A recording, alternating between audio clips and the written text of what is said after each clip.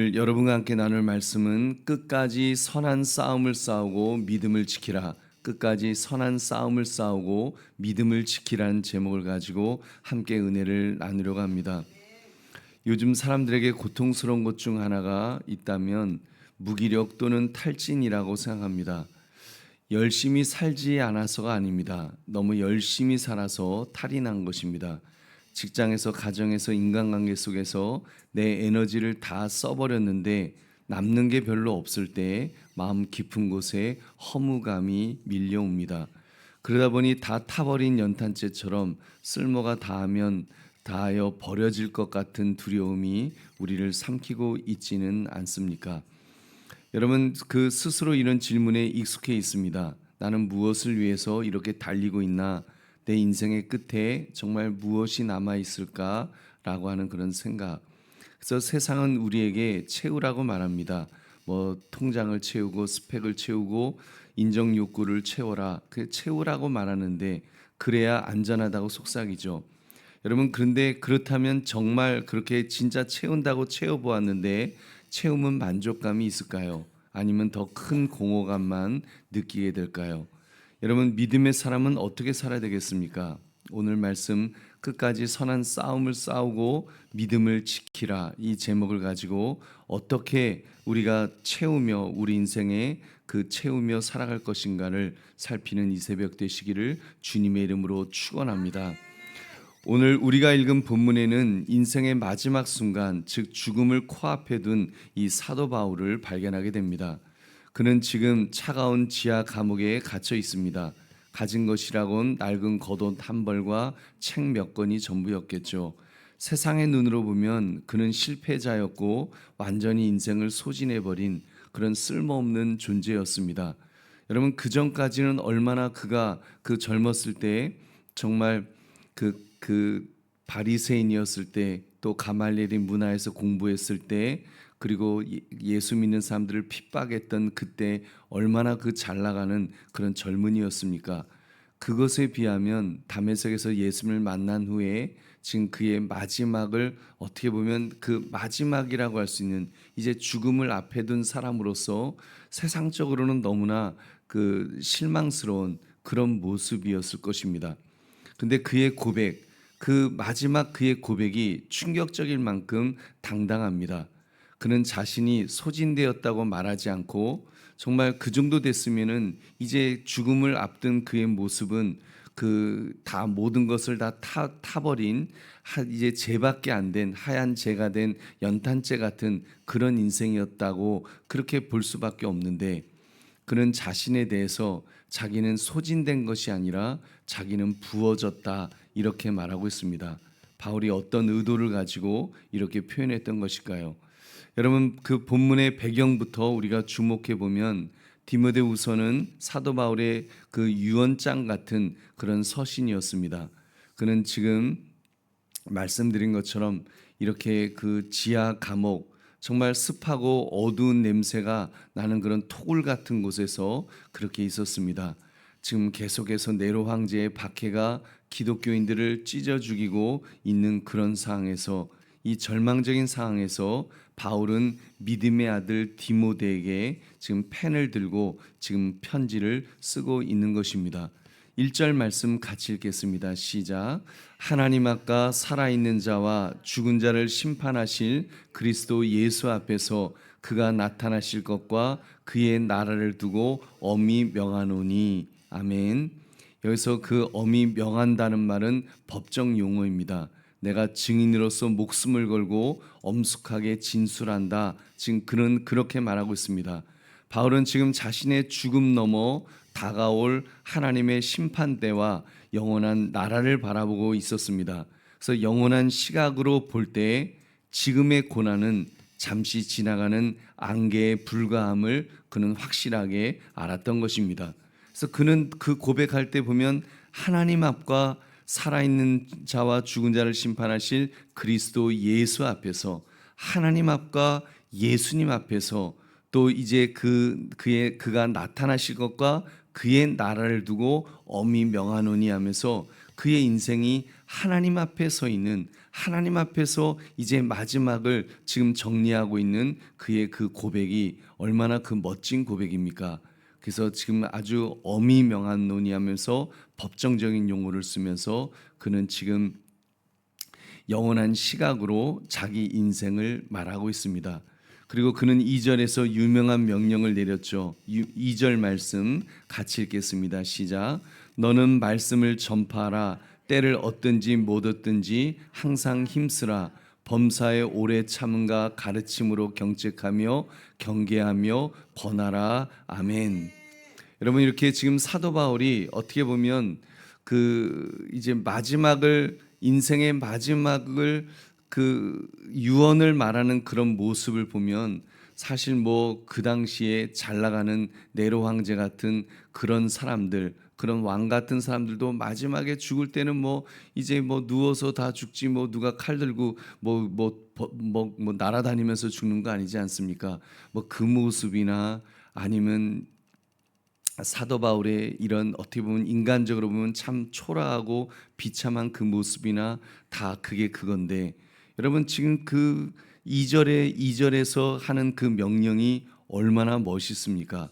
너는 말씀을 전파하라. 때를 얻든지 못 얻든지 항상 힘쓰라 하면서 정말 그 영적인 장군 같은 그 마지막까지도 그 사명의 칼을 놓지 않고 정말 그 영적 권위를 가지고 지금 어린 젊은 디모데에게 그 어떻게 보면 그 다음 세대의 지도자에게 그가 말하고 있는 그 모습을 보십시오. 때를 얻든지 못 얻든지. 그래서 시간이 날 때마다 뭐 날 때나 안 날 때나 이런 말이 아니라 너는 정말 기회가 좋을 때나 기회가 좋지 않을 때나 정말 그런 거 타이밍 생각하지 말고, 세상은 타이밍을 보죠. 경기가 좋을 때 투자하고 기분이 좋을 때 사랑하고 뭐 이렇게 타이밍을 보는데, 복음은 그런 거 보지 말라는 것입니다. 처한 상황에 영향을 받지 말고 뭐 내 감정이 뭐 기쁠 때나 슬플 때나 뭐 우울할 때나 즐거울 때나 그런 거 없이 그냥 때를 얻든지 못 얻든지 그냥 주의 복음을 전파하라. 지금 그 이야기를 너는 말씀을 전파해라 라면서 그는 선포하고 있는 것입니다. 그래서 말씀은 선포돼야 되고 사랑은 실천하면서 그렇게 맡겨진 사명을 잘 감당하라고 그렇게 명령을 내리고 있습니다. 하지만 이 바울이 지금 다가올 암울한 현실도 정확히 꿰뚫어서 그는 말을 합니다. 우리 3절과 4절 같이 읽겠습니다. 시작. 때가 이르리니 사람이 바른 교훈을 받지 아니하며 귀가 가려워서 자기의 사욕을 따를 스승을 많이 두고 또 그 귀를 진리에서 돌이켜 허탄한 이야기를 따르리라. 아멘. 보니까 지금 그렇게 때를 얻든지 못 얻든지 복음을 전파해야 될 그 이유에 대해서 지금 세상이 이렇게 암울하게 지금 바뀌어 갈 거다. 사람들이 귀가 가려워서 긁어줄 스승을 찾는다. 지금 그런 이야기를 합니다. 무슨 말입니까? 사람들이 진리를 듣기를 원하지 않는다는 말입니다. 진리보다는 위로와 동의를 원한다는 것입니다. 그래서 여러분, 그 자기 죄를 지적하고 회개를 촉구하는 그런 진리의 말씀, 그런 거 듣기 불편해하고 그냥 그저 너가 맞아, 너가 얼마나 지금 힘들겠니, 너 잘 될 거야, 그래서 자신을 우쭈쭈쭈 해줄 수 있는 그런 달콤한 그런 마취제 같은 거를 사람들은 원하게 된다. 그것이 말세의 징조라는 것입니다. 여러분, 오늘날 우리 시대와 너무나도 닮아 있지 않습니까? 여러분, 이런 시대의 흐름 속에서 정말 바울은 자신의 인생을 그 6절에서 한 단어로 정의하고 있습니다. 우리 6절 말씀 같이 읽겠습니다. 시작. 전제와 같이 내가 벌써 부어지고 나의 떠날 시각이 가까웠도다. 아멘. 여러분, 전제라는 것은 이제 구약 제사 때 그 짐승 제물 위에 마지막으로 이렇게 붓는 포도주를 붓는 그 의식을 말합니다. 이것은 제사의 완성이면서 최고의 헌신을 이제 그 의미하는데, 그래서 바울은 자신의 피가 형장에 이제 뿌려지는 것을 이렇게 비참한 억울하게 내가 이제 개죽음 당하는 거다 이런 것이 아니라 자기 죽음을 하나님께 드려지는 거룩한 제사로, 그 전제로 그렇게 해석을 하고 있습니다. 그래서 나는 억지로 끌려가 죽는 것이 아니라 나는 내 생명을 주님께 기꺼이 붓고 있는 것이다. 그래서 내 생명이 지금 그렇게 그 제물이 되어서 주님 앞에 하나의 예배로 하나님 앞에 올려드려진다는 것을 그는 그렇게 고백하고 있습니다. 여러분, 이렇게 그 자기 삶을 그 해석하는 그 차이가 인생의 품격을 얼마나 그 결정합니까? 얼마나 다르게 보입니까? 세상은 바울을 제거하려고 했지만 지금 바울은 자신을 하나님 앞에 이렇게 봉헌하는 겁니다. 하나님 앞에 자기 인생 전체를 이렇게 올려드리면서 하나님, 이것이 산 제물입니다. 제 삶이 산 제물로 하나님 앞에 올려집니다라고 그는 그렇게 고백하고 있습니다. 세상은 정말 소모품처럼 쓰고 버리려 하지만 여러분, 우리도 주님 앞에서 우리의 땀과 눈물이 하나님의 받으시는 향기로운 전제가 될 수 있는 줄로 믿습니다. 그래서 바울은 이어서 7절에서 이제 최고의 고백을 하죠. 우리 7절 말씀 같이 읽겠습니다. 시작. 나는 선한 싸움을 싸우고 나의 달려갈 길을 마치고 믿음을 지켰으니. 아멘. 여러분, 이 짧은 문장에 바울의 일생이 압축되어 있습니다. 그는 싸웠다는 거죠. 나는 선한 싸움을 싸웠다. 누가 싸우는가 하면 혈과 육의 싸움이 아니라 자기 그 선한 싸움, 자기 안에 죄성과 그 포기하고 싶은 유혹도 있었겠죠. 인생에서 또 세상의 달콤한 타협도 있었겠죠. 여러분, 사도 바울에게 얼마나 많은 그런 유혹과 그런 타협과 그리고 자기 안에도 있는 그 죄성, 그 모든 것들과 그는 자기는 싸웠다고 그는 그렇게 말합니다. 그리고 두 번째로 그는 사명을 마쳤다라고 말합니다. 그 사명 마치기 위해서 자기가 당했던 일이 얼마나 많습니까? 매를 40에 하나 감한 매를 3번이나 맞고 배가 파선하고 굶고 강도 어쩌고저쩌고 얼마나 많습니까? 여러분, 그 모든 것들, 그 사명을 그런 거 한 번만 맞아도 내가 앞으로 내 인생에서 사명을 이걸 감당해야 되나 말아야 되나, 여러분 그런 고민하지 않겠습니까? 우리 여러 가지로 요즘 기독교가 걱정이 많습니다만, 우리 그래서 그런 만약에 핍박을 받게 된다고 하면 여러분, 그런 핍박에 우리가 과연 견딜 수 있을까? 여러분, 그때 정말 이 사도 바울처럼 나는 사명을 마쳤다라고 이렇게 말할 수 있는 그 인생이 진짜 믿음의 사람의 모습인 줄로 믿습니다. 여러분, 중간에 그만두지 않고 완주하는 그 모습. 여러분, 신앙생활은 사실 완주하는 것이 중요하죠. 끝까지 하는 거. 여러분, 주님 앞에 쓰임 받는 것도 가만 보면 끝까지 쓰임 받는 것이 그게 굉장히 중요하더라고요. 여러분, 강한 사람이 여러분 끝까지 쓰임 받는 것이 아니라 가만 보니까 끝까지 쓰임 받는 사람이 강한 자인 줄로 믿습니다. 그래서 사명을 자기는 끝까지 감당했다. 그래서 사명을 마쳤다라고 포기하지 않고 끝까지 감당했다고 말하고 있습니다. 그래서 그는 지켰다고 그럽니다. 무엇을 지켰습니까? 성공을 지켰을까요? 돈을 지켰을까요? 아니죠. 믿음을 지켰다라고 그는 그렇게 고백합니다. 나는 믿음을 지켰다. 선한 싸움을 싸우고 달려갈 길을 마치고, 그리고 자기 인생을 정말 선한 싸움을 싸우고 달려갈 길을 마치고 났더니 믿음을 지켰다고. 여러분, 그렇잖아요. 어떤 사람은 선한 싸움을 싸운다고 싸우고 달려갈 길을 다 마친다고 마쳤는데 믿음을 놓칠 수도 있잖아요. 여러분, 믿음을 놓치게 되면 사실은 다 놓치는 거죠. 근데 그는 믿음을 지켰다라고, 자기 믿음을, 주님 바라보고 주님 의지하는 그 믿음을 지켰다라고 그렇게 고백하고 있습니다. 보배로운 성도님들, 우리가 인생의 마지막 날에 남겨야 할 것은 바로 이 사도 바울과 같은 고백이어야 될 줄로 믿습니다. 주님, 제가 정말 인생에 많이 힘들고 어려울 때가 있었지만 그래도 주님을 향한 믿음 하나는 끝까지 지켰습니다. 정말 믿음을 지켰습니다라고 고백할 수 있는 것, 여러분, 그것이 우리의 모습이어야 될 줄로 믿습니다. 그때 우리에게 주어지는 것이 8절의 의의 면류관입니다. 의의 면류관. 이것은 우리가 잘나서 받는 상이 아닙니다.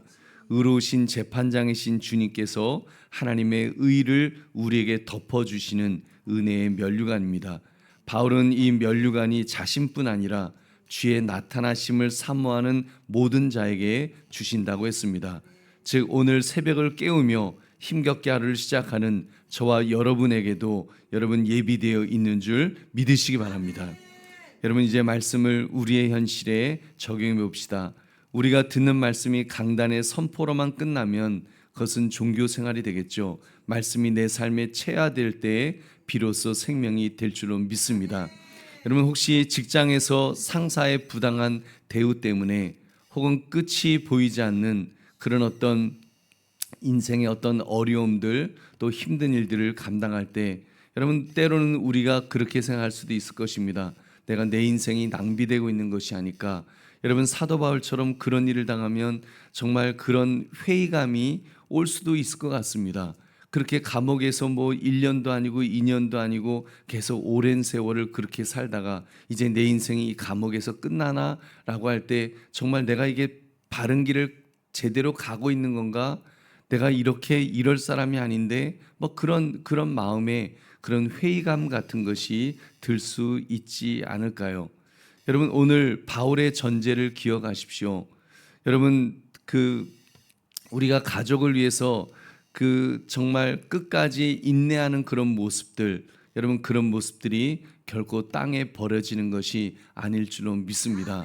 때로는 배우자 믿지 않는 배우자와의 그런 어떤 그 관계 속에서 정말 내가 이렇게까지 참아야 되나라고 생각할 때도 있지만 그런 것들이 정말 남편에게 국 한 그릇을 끓여서 갖다 바치는 그 모습 속에서도 사시는 것이 하나의 전제가 되어서 하나님은 아시고 너의 그런 수고를 너의 그 인내를 내가 안다라고 주님은 분명히 말씀하실 줄로 믿습니다. 그래서 여러분 소진되는 것으로 끝나는 것이 아니라 내 인생이 그렇게 사그라드는 것이 아니라 하나님에게 삶으로 부어지는 여러분 전제가 될 줄로 믿습니다. 그래서 하나님이 받으시면 되지 않겠습니까?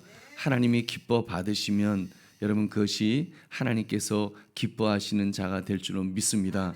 그리고 또 한 가지 생각한다면 여러분 우리의 삶에서 우리의 귀를 긁어주는 사람을 여러분 조심하십시오. 너무 힘드니까 자꾸 우리는 위로를 찾게 됩니다. 여러분 그리고 특히 요즘 인터넷 시대가 돼서 가만 보니까 옛날에는 인터넷이 내가 필요한 정보를 찾았는데 가만 보니까 요즘은 인터넷이 너무 똑똑해져 갖고 이놈이 너무 똑똑해져서 주인님의 마음을 알고 그냥 주인님이 좋아하는 걸 알아서 찾아줍니다. 근데 뭐 내가 찾은 것이 아니니까 여러분 자꾸 그런 것이 보이면 아 세상은 이런 거구나라고. 근데 내가 좋아하는 거, 내가 관심 갖는 것, 하여튼 내가 좋아하는 것들을 자꾸 보여주는 그런 세상이 되는데 그게 바로 우리의 귀를 긁어주는 그런 존재가 아닌가 이런 생각을 합니다. 여러분 그런 것에 넘어가지 않도록 여러분 정말 우리가 분별하면서 이제는 분별하지 않으면 정말 뭘 제대로 알 수 없는 그런 시대가 되었습니다. 이제 뭐 이미 시작이 되었지만 이제는 내가 보고 싶은 거를 없으면 만들어라도 보여줄 겁니다. 이제는 뉴스라도 내가 원하는 거를 그저 다 만들어도 AI가 알아서 다 만들어서 줄 수 있을 정도로 그런 시대가 지금 되어가고 있기 때문에 더 우리 자신이 정말 진리의 말씀을 붙들고 정말 내 삶을 이끌어 가시는 분은 주님이십니다. 주님의 말씀으로 나를 이끌어 주십시오. 그래서 여러분 하루의 삶을 시작할 때 하나님의 말씀을 붙들고 여러분 살아가는 것이 너무나도 중요한 줄로 믿습니다. 여러분 그렇게 정말 주님을 바라보고 살아갈 때에 주님께서 우리와 함께 해주실 줄로 믿습니다. 여러분 우리 말씀을 맺습니다. 우리는 아무튼 우리 인생도 이 시한부 인생처럼 이제 언젠가는 이제 떠나가야 될 그런 인생을 살아갈 것입니다. 그때 우리가 빈 껍데기 같은 그런 인생이 아니라 정말 마지막 한 방울까지 정말 주님 앞에 전제가 되어서 여러분 드려질 수 있다면 얼마나 좋겠습니까? 이 사도 바울의 고백처럼 나는 달려갈 길을 마치고 하면서 주님 앞에 그렇게 나아갈 수 있는 그런 인생. 여러분 그 인생이 저와 여러분의 인생이 되어야 될 줄은 믿습니다. 그러므로 끝까지 선한 싸움을 싸우고 믿음을 지키라, 이 제목처럼 정말 주님 안에서 그렇게 믿음을 지켜나가는 저와 여러분 되시기를 주님의 이름으로 축원합니다.